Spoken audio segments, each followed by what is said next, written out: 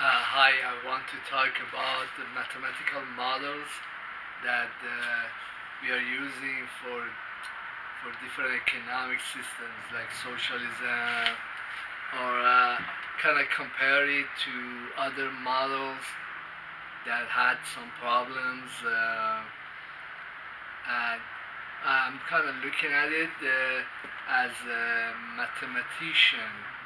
Uh, so the, for every phenomena, say you're studying fluid flow, you're studying the economy in a given place, like in the United States, or in if you're studying, let's say, electricity. Well, there are many models. In fact, when you study fluid flow, you'll see that the first models were made by Sir Isaac Newton. They were very simple models. They were just few equations show shear flow, boundary value, boundary flow, how a fluid sticks to the boundary of a surface. And, but actually, as time went on, they discovered that these models were really simple models. Actually, you need differential equations to model the fluid flow in a pipe or something like that. And then they were constructed some models using ordinary differential equations. But then they started studying more complicated systems like three-dimensional system or actual systems that happen in nature, and they found out, hey, we don't really have much need for ordinary differential equations. We really need partial differential equations, or maybe we should use tensor calculus to model fluid flow. And then as we entered into the computer age, then these models became extremely sophisticated, and now we have, you know, finite element models, or what's the other one? Fluid flow that happened. For example, you could study the fluid property, temperature,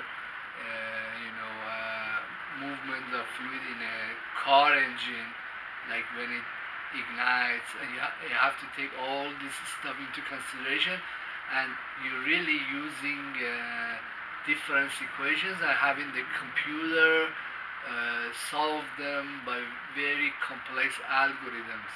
Okay, but I'm just trying to show you that you're going through an evolution of modeling, uh, like fluid flow or something like that. But this evolutionary path is not something that is followed in some other discipline, like say for example economics. Like in economics, we have the Austrian school of economics. For example, when you listen to Kaiser report or listen to Peter Schiff, and you kind of get but these models, nobody pays attention that these models, they are themselves are similar to early fluid flow models. They're very old models, and the components or the variables in the model have changed. The world has changed tremendously since the end of World War II or World War One, and a lot of these models and the predictions they make, they they work sometimes. Some other times they don't work. But a mathematician could look at a model and say that, hey, this model, even though it's kind of okay, it predicts growth changes, but it's got problems, and it needs to be updated, or we need to look at the variables and boundary values of this model as it exists now. And then again, another thing that many mathematicians do, say for example you're studying fluid flow in a pipe, okay, what you would do is you make a boundary or control volume approach, and that's only one form of approach. There's another one, is uses partial differential equations that you only look at one point inside the fluid flow, and then you keep the variables, and then if you want to look at another point, then you'll change the boundary values. You'll put in the new dimensions and find the properties at that new point, but your model is really a partial differential equation model, whereas the other one, the control volume approach, is something that is very simple and many people used it even in crude models. But even with the control volume approach, you really want to make sure that everything that's entering into the control volume is accounted for. All the fluid flow from intake and outtake, if there is heat generated inside, or if heat is added from outside, even gravitational influences, if this is a rocket going outside of Earth's atmosphere, if there is electromagnetic waves that's generated or dissipated. And if you don't take these things into account, your model will be kind of crap. It works sometimes, it doesn't work. Some of the models that the ancients had, for example, astronomical models like Ptolemaic astronomical worldview, had the Earth as the center, and everything was fine because the stationary stars would just revolve around the Earth. But then they had all these little epicycles that they had invented to explain the behavior of planets, like why the Mars sometimes it goes in one direction, then it stops, goes in the other direction. Well, if you had the heliocentric, you would know that the reason is that both Mars and Earth, they're both circling the sun. So you sometimes see Mars. That's why you don't need epicycles, because your model has fundamental problems. Okay, that's the one way of seeing that. For example, Austrian School of Economics, it works pretty good, but the component, the variables have changed. Also, they might have made a mistake in choosing the control volume, and now things sometimes work, sometimes they don't. Well, I'm gonna point out where the Austrian School of Economics is going wrong. It sometimes make correct interpretations, sometimes it's wrong. It's because the control volume of the economic activity is often chosen by Mr. Peter Schiff or Kaiser Report. You know, I'm a stasis follower, okay? But they choose United States as the control volume, all the processes that goes on.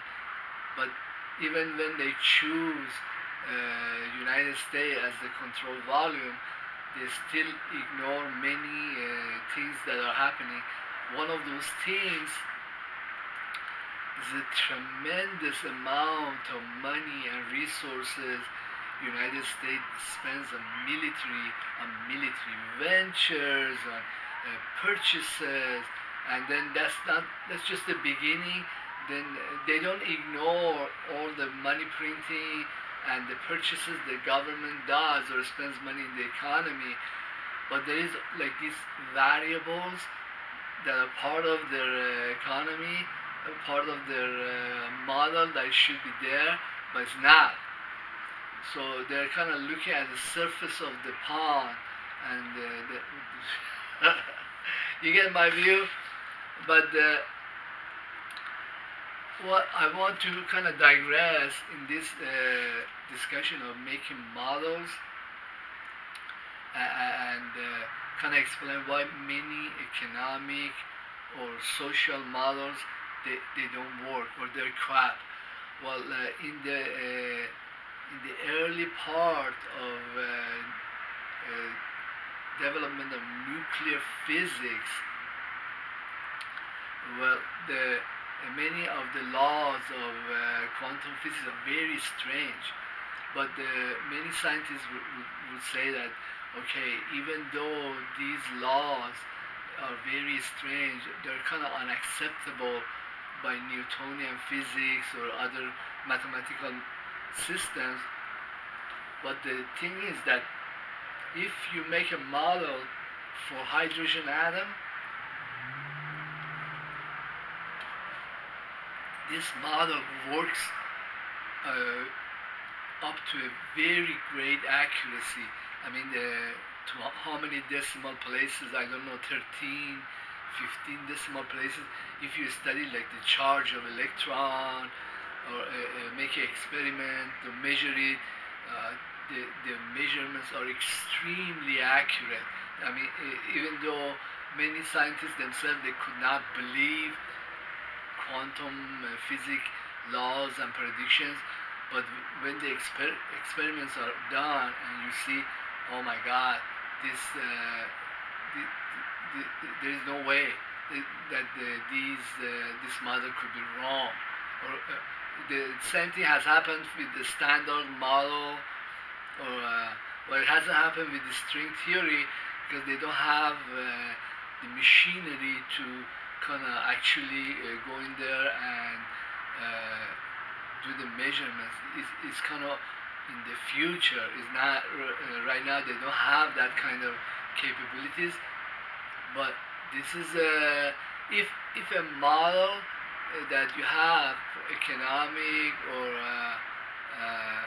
a social model, if it doesn't work or you have to use epicycles and explain it by some coincidences, or say for example, well, we have disaster capitalism. That's why capitalism doesn't work. It's because everybody's abusing it. Well,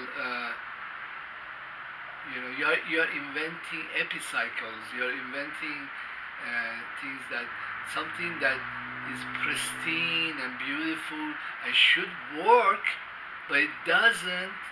Then,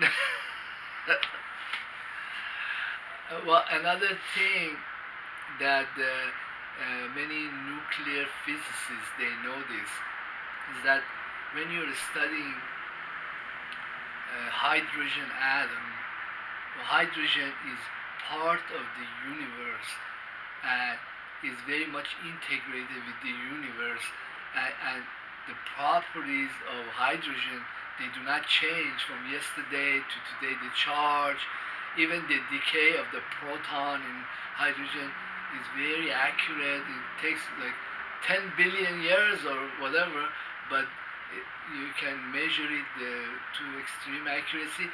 So when you choose your variables, your charge, your velocity, the basic building blocks of making a model of hydrogen atom, these are like solid as can be. And you can measure them, and they have a relationship to the universe and other particles, and this relationship is not changing unless we are at the inception of the universe where some of the laws of the physics can be different. but on a day-to-day basis, the properties of hydrogen are the same. So when you make a mathematical model of hydrogen atom, okay, this model is extremely accurate. It's actually like a ghost that totally behaves like the hydrogen atom. But if you do this same thing with the economy of United States, and this you cannot do that because there are all these stupid investors. They're completely deluded. They'll come in from like Britain. Well, they actually the money was generated in Africa, and they come in and they buy from Bank of Britain. They buy U.S. Treasuries, which are U.S. Treasuries themselves. They are like phony financial creation. The interest rate and the value of them, whatever, it's all controlled by yet another agency, like a bank. The bank itself is like a private bank, as influenced by all these other considerations. You know, just like today, they need to print zillions of dollars. Well, these these variables that we just mentioned, they, they are not like the variables that you use to study a hydrogen atom. They're crap. And so the models that are created is like a house that's built on poop.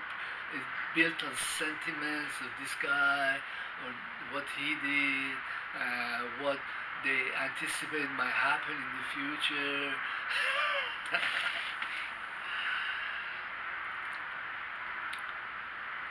Well, capitalism itself, it has a lot of problems. Also, what is happening within this control volume is that technology is taken off to the yin yang. There are so many industries that may be here today, but they may not be here tomorrow. I mean, if you have lived your life the last 10 years, just look at how many industries have completely collapsed, and there are other industries that have come in and they do the same thing just a million times better and cheaper. Well, I was working for like 10 years, like cab driver, and that whole industry is poop now. There's all these Uber. There's a multitude of companies. Everything has changed. The pricing has changed. Who is the cab driver? Who is the driver? Who is not? And all the expenses that went into maintaining a cab company, like maintenance and the kind of cars, all of them have shifted and have gone into, who knows. Most of the expenses have been allocated to the driver. Most drivers either get the car brand new themselves, or the company like Uber sets them up with the lease. And what part of this model, if you were studying, well, that's a big component, transportation of economic system here, right? It's all gone to hell, all gone to dogs. What model are you using to explain all this stuff? Well, I am ditching the control volume approach, and I'm looking at fluid flow at each point using differential equations or partial differential equations or tensor calculus, and trying to model what happens to one particle of flow at this location. I'll try to see what will happen to a economic unit like one guy if the technology completely changes. Say for example, COVID-19 came in, everybody has to work from home. Well, this was the information technology was there, but nobody was using it that much. Now this has everybody has to use it. So this is a very big influence on one particle, on one person in that economic system. So if I study this one person and the influences that are now very significant, like in a fluid flow, there could be a gravitational gradient inside the fluid flow that's affecting this particle.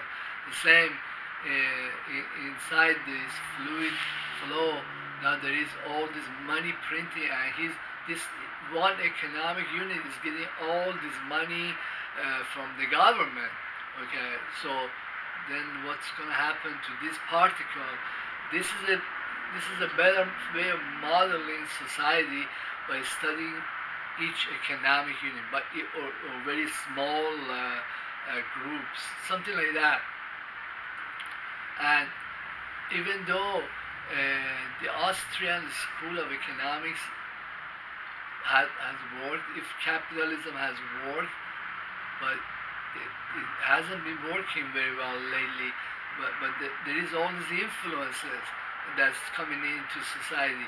Oh, so I want to mention some of these influences that some are very destructive, and they destabilize or destroy a lot of economy or money. One of the well, I mentioned the first one is the Americans' militarism and hatred of other countries and spending all these monies and resources. But now many countries have very good weapons, and many Americans they don't want to go and become cannon fodder. For example, lately in Israel, with all this that's going on, U.S. military was removing its troops from Israel. Well, that's an influence if you're looking at one person or one group, and you see that they don't really want to go and die for these stupid causes. So that's an influence, right? And also, many countries are very weary of United States.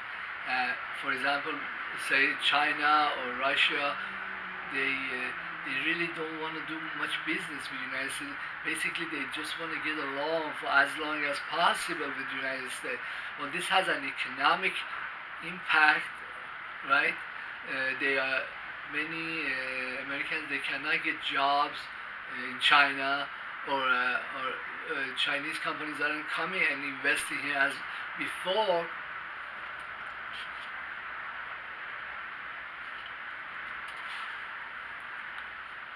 These are economic social influences on one particle, one person, or one family. It's just like you're studying fluid flow, and instead of making control volume like Peter Schiff, and study all the stuff that's going on using all the metrics like unemployment or debt, whatever the central government has. You are studying one small. Then another influence that's very is going to become very dominant is the trend toward decentralization. Everything is becoming decentralized. Money, work. For example, an Uber driver. There are many companies, transportation companies. They don't really go into a building. Everything is done through apps on smartphones. This is in effect, this device is their employer. Okay, the money it goes into a card, and they directly get it. So that card is really the bank. Okay, in the past we would like open a bank account, give like the account number, they make a direct deposit. But the technological changes have influenced and changed this model. Then another uh, well, when you look at like a fluid flow inside like a ignition engine, there's very violent things that are happening. There's explosions, and there's a lot of heat generated, a lot of force, punch is generated. Okay, so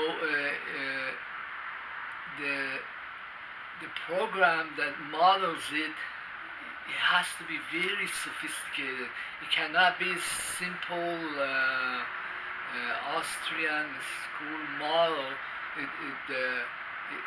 unable to keep track of all these influences.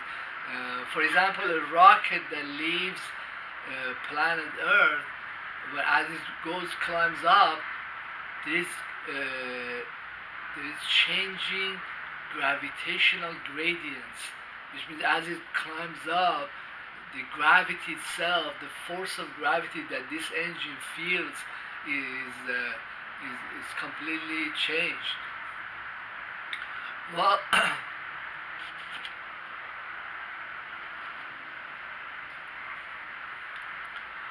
I think that's the reason that many social or or economic models don't work. Well, I was listening to Kaiser Report, and Stacy Herbert was saying like you shouldn't really care about morality of why it's more has to do with the machination of economic changes, less to do with the morality. But morality has an influence on individuals. Uh, this is like a metric older philosophers use, that if a society is very decadent, militaristic, its resources is going in places that it shouldn't go, or it's continuously misallocating its resources or monies. This is a metric, even though it's a very old metric, but it is a better general indicator of things. Uh, I want to continue these ideas in other videos. My videos are totally research. If you understand these concepts or ideas, you should really go and get your own PhD in economics. I don't think that you really can find this material anywhere on the internet, or even if you went to school. Thank you very much. Please subscribe, leave comment, don't be shy.